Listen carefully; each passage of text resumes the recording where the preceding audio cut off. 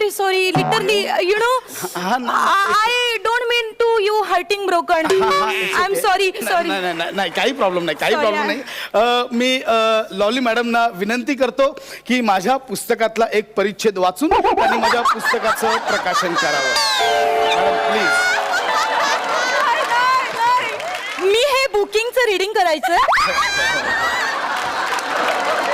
प्रथम आवृत्ती 2000. एवढ्या सुरुवातीपासून नाही हो. एवढ्या